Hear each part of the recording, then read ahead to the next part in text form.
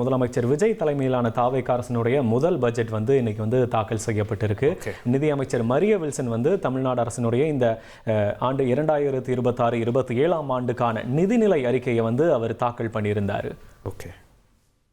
அந்த வகையில் தமிழ்நாடு அரசினுடைய கடன் தொகை கடந்த 5 ஆண்டுகளில் 2 மடங்கா அதிகரிச்சிருப்பதா நிதி அமைச்சர் மரிய வில்சன் தன்னுடைய பேச்சில் குறிப்பிட்டிருந்தார். அது மட்டும் இல்லாமல் முக்கிய திட்டங்களை செயல்படுத்த நிதி ஆதாரங்கள் குறைவாக இருக்கு அப்படின்னும் வாக்குறுதிகளை நிறைவேற்றக்கு அரசு தீவிர முயற்சி எடுத்து வருது அப்படின்னு கூட அமைச்சர் குறிப்பிட்டு இருக்கிறார். இன்னைக்கு அதே போல நம்ம தமிழகத்தின் சொந்த வரி வருவாய் அப்படின்னு சொல்லி பார்க்கும் பொழுது 9.78% வளர்ச்சி அடையும் என்று அமைச்சர் மரிய வில்சன் தெரிவிச்சிருக்காரு. வருவாய் பற்றாக்குறை ரூபாய் 55,775 கோடியாக இருக்கும் அப்படின்னு அவர் சொல்லியிருக்காரு.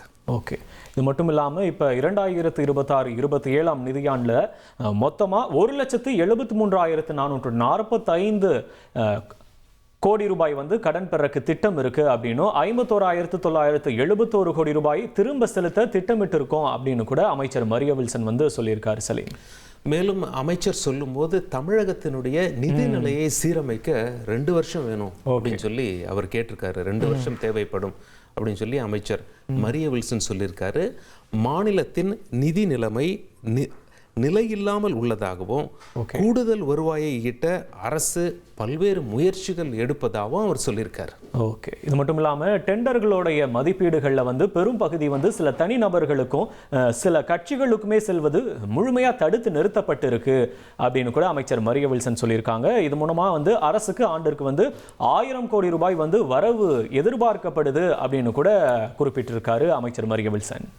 தாய்மாமன் தங்க மோதிரம் திட்டம் எப்போது அப்படின்னு சொல்லி எல்லாரும் எதிர்பார்த்துட்டு இருந்தாங்க. அந்த வகையில் செப்டம்பர் 15ஆம் தேதி முதல் தாய்மாமன் தங்க மோதிரம் திட்டம் அமல்படுத்தப்படும் அப்படின்னு சொல்லி இந்த பட்ஜெட்ல அறிவிப்பானது வெளியாகி இருக்கு.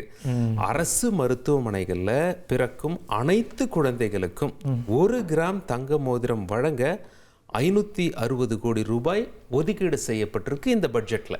ஓகே, மட்டும் இல்லாமல் கூரை வீடுகளில் வசிக்கிறாங்கல்ல அவங்களுக்குலாம் காங்கிரீட் வீடுகள் கட்டி கொடுக்கறதுக்காக வெற்றி வீடு திட்டம் அது செயல்படுத்தப்படும் அப்படின்னு கூட பட்ஜெட்டில் அறிவிக்கப்பட்டிருக்கு. இந்த வீடு கட்டுவதற்கான அலகு தொகை 5 லட்சம் ரூபாயா உயர்த்தப்பட்டிருக்கு. முதல் ஆண்டில் 3,500 கோடி ரூபாய் செலவில் 70,000 வீடுகளுக்கு ஒப்புதல் அளிக்கப்படும் அப்படின்னு கூட நிதியமைச்சர் குறிப்பிட்டிருக்காரு. அதே மாதிரி ஸ்கூல் எஜுகேஷன் டிபார்ட்மெண்ட் அப்படின்னு சொல்லி நாம் எடுத்துக்கிட்டா வரும். ஸ்கூல் எஜுகேஷன் டிபார்ட்மெண்ட்டுக்கு எவ்வளவு பட்ஜெட் அப்படின்னு சொல்லி கேட்டிங்கன்னா மொத்தத்தில் 44,527 கோடி ரூபாய் பட்ஜெட் ஒதுக்கீடு செய்யப்பட்டிருக்கு. வெற்றி லேப்டாப் திட்டத்திற்கு 2,000 கோடி ரூபாய் நிதி ஒதுக்கீடு செய்யப்பட்டிருக்கிறதாகவும் அறிவிப்புகள்லாம் வெளியாயிருக்கு. ஓகே, இலவச சைக்கிள் திட்டத்திற்கு கூட அமௌண்ட் ஒதுக்கப்பட்டிருக்குல்ல, அது பள்ளி மாணவர்களுக்கான இந்த இலவச சைக்கிள் வழங்கக்கூடிய திட்டத்திற்கு பட்ஜெட்டில் 277 கோடி ரூபாய் ஒதுக்கப்பட்டிருக்கு அப்படின்றத நாம் இன்னைக்கு பார்த்தோம். இதில் 5,32,000 மாணவர்களுக்கு ஹெல்மெட் அப்புறம் வாட்டர் பாட்டில் வசதியோட நவீன சைக்கிள்லாம் வழங்கப்படும் அப்படின்னு கூட அமைச்சர் மரிய வில்சன் அறிவிச்சிருக்காரு. அதே போல் நாம் இப்போது லேப்டாப் பார்த்தோம், ஃப்ரீ சைக்கிள்ஸ் பார்த்தோம். அதே போல் ஹெல்த் டிபார்ட்மெண்ட்டுக்கு வருவார். அதுவும் ரொம்ப முக்கியமான டிபார்ட்மெண்ட்டு. மருத்துவ மற்றும் மக்கள் நல்வாழ்வுத்துறை அப்படின்னு சொல்லி நாம் சொல்கிறோம். இந்த துறைக்கு பட்ஜெட்டில் எவ்வளவு ஒதுக்கீடு செஞ்சுருக்காங்க அப்படின்னு சொல்லி பார்க்கும்போது 23,357 கோடி ரூபாய் ஒதுக்கீடு செஞ்சுருக்காங்க.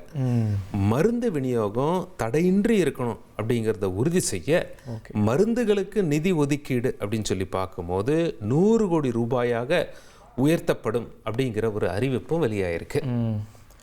தொடர்ந்து கருவுற்ற பெண்களுக்கு தாய் கேர் திட்டம் அது தொடர்பான அறிவிப்பு, அதாவது மாநிலம் முழுவதுமே இந்த தாய் கேர் அப்படின்ற பெயரில் கருவுற்ற பெண்களுக்கான சேவை அப்புறம் உதவி மையங்கள்லாம் அமைக்கப்படும் அப்படின்னும் மகப்பேறு நாள் நெருங்கும் போது அந்த மையங்களில் தங்கக்கூடிய கர்ப்பிணிகளுக்கு கட்டணம் இல்லாமல் ஃப்ரீயாக உணவு மருத்துவ சேவையெல்லாம் கொடுக்கறதுக்காக 23 கோடி ரூபாயும் ஒதுக்கப்பட்டு இருக்கு.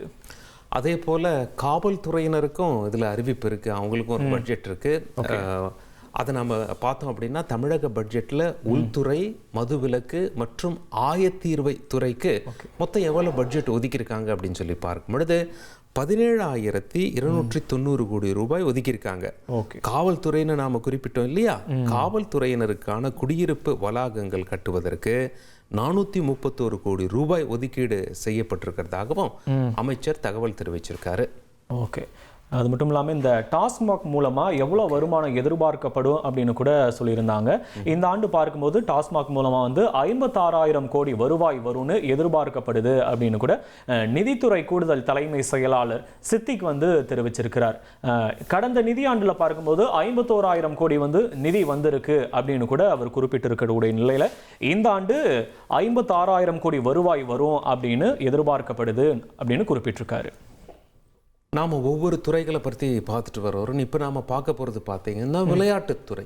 யாரெல்லாம் விளையாட்டு அந்த திறமையில் வந்து ரொம்ப திறமையான வீரர்களாக இருக்காங்களோ அவங்கள கண்டறிந்து உருவாக்குவதற்காக 50 கோடி ரூபாய் செலவில் 10 ஒலிம்பிக் சிறப்பு மையங்கள் அமைக்கப்படும் அப்படின்னும் இந்த பட்ஜெட்டில் அறிவிப்பு இருக்குது. அது மட்டும் இல்லை, 8 முதல் 18 வயதிற்கு உட்பட்ட இளம் பள்ளி மாணவர்களை தேர்வு செஞ்சு பயிற்சி வழங்க 5 கோடி ரூபாய் ஒதுக்கி இருக்கிறதாகவும் தகவல்கள் வெளியாயிருக்கு. ஸோ நம்ம தமிழ்நாட்டில் இந்த திட்டத்தால் நல்ல அந்த 10 ஒலிம்பிக் சிறப்பு மையங்கள் வந்துருச்சு அப்படின்னா நம்ம விளையாட்டு வீரர்களுக்கு அது ஒரு மிகப்பெரிய ஊக்கமாக அமையும். காமன்வெல்த் கேம்ஸ் சீசன் இது. அது மட்டும் இல்லாமல் பல்வேறு விளையாட்டுகள் இருக்குது. அந்த விளையாட்டுகள்லேயே உச்சமாக ஒலிம்பிக்ஸ் இருக்குது. ஸோ அந்த அளவுக்கு ஒரு வீரர்களை ஊக்குவிக்கும் அளவுக்கு அங்கே ஒரு இன்ஃப்ராஸ்ட்ரக்சர் வரும் அப்படின்னு சொல்லி இந்த அறிவிப்புக்கு பிறகு வந்து எதிர்பார்க்குறாங்க. ஓகே, தொடர்ந்து இந்து சமய அறநிலையத்துறைக்கு பட்ஜெட்டில் எவ்வளோ ஒதுக்கியிருக்காங்க அப்படின்றதையும் நம்ம பார்த்தலாம். இந்த பட்ஜெட்டில் இந்த துறைக்கு பார்க்கும்போது 708 கோடி ரூபாய் வந்து செலவிடப்படும் அப்படின்னு சொல்லியிருக்காங்க.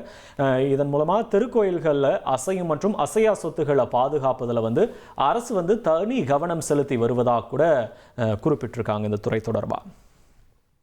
இந்து சமய அறநிலையத்துறை தொடர்பான பட்ஜெட் பார்த்தோம். அப்படியே இஸ்லாமியர்கள் தங்களுடைய வாழ்க்கையில் ஒரு முறையாவது அவங்க வந்து மெக்கா போயிட்டு ஹஜ்ஜு முடிச்சிடணும் அப்படிங்கிறத அவங்க வந்து மனசில் வச்சுருப்பாங்க. அந்த வகையில் அவங்களுக்கு மானியமாக யாரெல்லாம் ஹஜ்ஜுக்கு போகிறாங்களோ ஏற்கனவே 25,000 ரூபாய் அரசு சார்பில் கொடுக்குறாங்க. பட் இந்த முறை அதை சற்றே உயர்த்தி 35,000 ரூபாயாக அந்த மானிய தொகையானது உயர்த்தப்பட்டிருக்கிறது. கிறிஸ்தவ மற்றும் முஸ்லிம் மகளிர் உதவு சங்கங்கள் கூடுதலாக தொடங்கப்படும் அப்படிங்கிறதும் இந்த பட்ஜெட்டில் அறிவிப்பாக வெளியாயிருக்கு. ஓகே, இனி செல்லும் இடமெல்லாம் செய்தி. தந்தி டிவியின் வாட்ஸ்அப் சேனலை ஃபாலோ பண்ணினா செல்ல இருக்கும் இடமெல்லாம் செய்தி. இதோ QR கோட் இப்பவே ஸ்கேன் பண்ணுங்க, ஃபாலோ பண்ணுங்க.